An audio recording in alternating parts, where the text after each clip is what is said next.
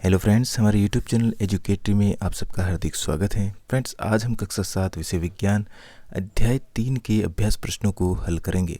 तो आइए प्रश्नों को देखते हैं। पहला प्रश्न है, प्रयोगशाला तापमापी तथा डॉक्टरी तापमापी के बीच समानताएं और अंतर लिखिए। तो सबसे पहले है समानताएं। दोनों तापमापियों में पारा भरा होता है। दोनों तापमापी ताप मापने के काम आते हैं। दोनों तापमापी पारदर्शक कांच के बने होते हैं और दोनों के बाहर स्केल अंकित होता है। अब असमानताएं।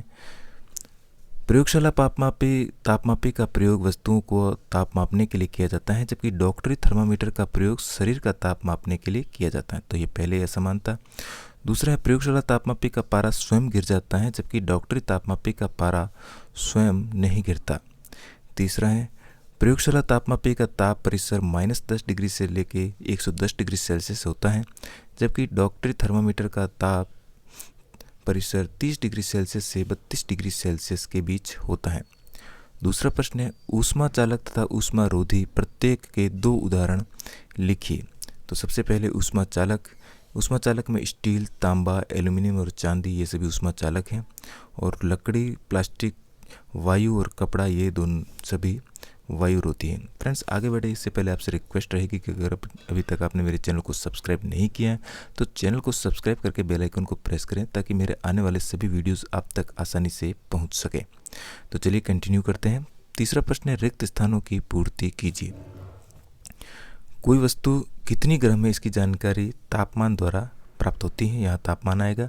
उबलते हुए पानी का ताप डॉक्टरी थर्मामीटर से मापा नहीं जा सकता। यहाँ डॉक्टरी आएगा। और ताप को डिग्री सेल्सियस में मापते हैं, यानी कि ताप को डिग्री को सेल्सियस में मापते हैं। घ है, बिना किसी माध्यम द्वारा ऊष्मा स्थानांतरण के प्रक्रम एक विकिरण कहते हैं। अगला प्रश्न है, स्टील की एक पंख ठंडी चम्मच गर्म दूध के प्याले में रखी गई है। यह अपने दूसरे सिरे तक ऊष्मा का स्थानांतरण चालन प्रक्रम द्वारा करेगी। यहाँ पर चालन आएगा। और हल्के रंग के वस्त्रों की अपेक्षा काले रंग के वस्त्र ऊष्मा का अधिक अवशोषण करते हैं। तो यहाँ पर काला आ जाएगा। अब कॉलम ए और कॉलम बी का मिलान करना है। यहाँ पर हम उत्तर लिखते हैं। थल समीर के बहने का समय रात को होता है। समुद्री समीर बहने का समय दिन को होता है। गहरे रंग के कपड़े पसंद करने का समय होता है सर्दियों में, और हल्के रंग के कपड़े पसंद करने का समय होता है गर्मियों में। पांचवा प्रश्न है, सर्दियों में एक मोटा वस्त्र पहनने की तुलना में उसी मोटाई का कई परतों का बना वस्त्र अधिक उष्णता क्यों प्रदान करता है?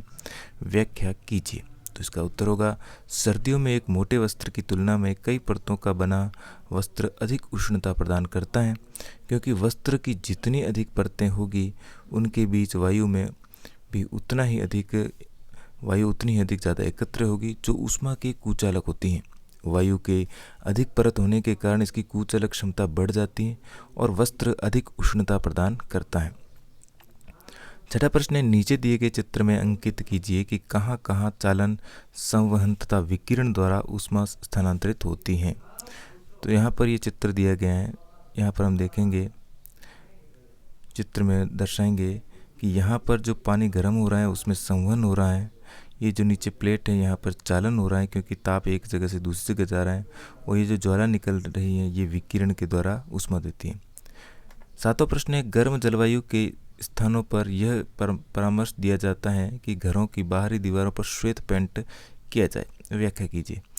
तो इसका उत्तर होगा, गर्म जलवायु के स्थानों पर घरों की बाहरी दीवारों पर श्वेत पेंट करने की सलाह दी जाती है, क्योंकि श्वेत रंग ऊष्मा का अच्छा प्रवर्तक होता है और यह ऊष्मा को अवशोषित नहीं करता, जिस कारण बाहर की ऊष्मा घरों में प्रवेश नहीं कर पाती। आठवां प्रश्न है, 30 डिग्री सेल्सियस के 1 लीटर जल को 50 डिग्री सेल्सियस के 1 लीटर के साथ मिलाया गया मिश्रण का तापमान होगा। तो इसका सही उत्तर होगा 30 डिग्री सेल्सियस और 50 डिग्री सेल्सियस के बीच ही होगा। प्रश्न 9वां है, 40 डिग्री सेल्सियस ताप की लोहे की किसी गोली को कटोरी में भरे 40 डिग्री सेल्सियस ताप के जल में डुबाया जाता है।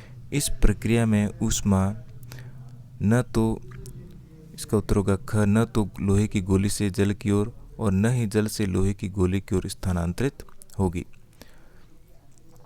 10वां प्रश्न है, लकड़ी की एक चम्मच को आइसक्रीम के प्याले में डुबाया गया है। इसका दूसरा सिरा, उत्तर सही होगा घ, ठंडा नहीं होगा। 11वां प्रश्न है, स्टेनलेस इस्पात की कढ़ाई को प्रायः कॉपर की तली लगाई जाती है, इसका कारण हो सकता है। तो इसका उत्तर होगा ग। स्टेनलेस इस्पात की अपेक्षा तांबा ऊष्मा का अच्छा चालक होता है, इसलिए गोली से जल की ओर स्थानांतरित होगा, इसीलिए यहाँ पर हम ग करेंगे। इसके साथ ही हमारा आज का पाठ यहीं पर समाप्त हुआ। वीडियो अच्छा लगा हो तो लाइक, शेयर और चैनल को सब्सक्राइब करना न भूलें। मिलते हैं इसी प्रकार के और वीडियोज़ में। धन्यवाद।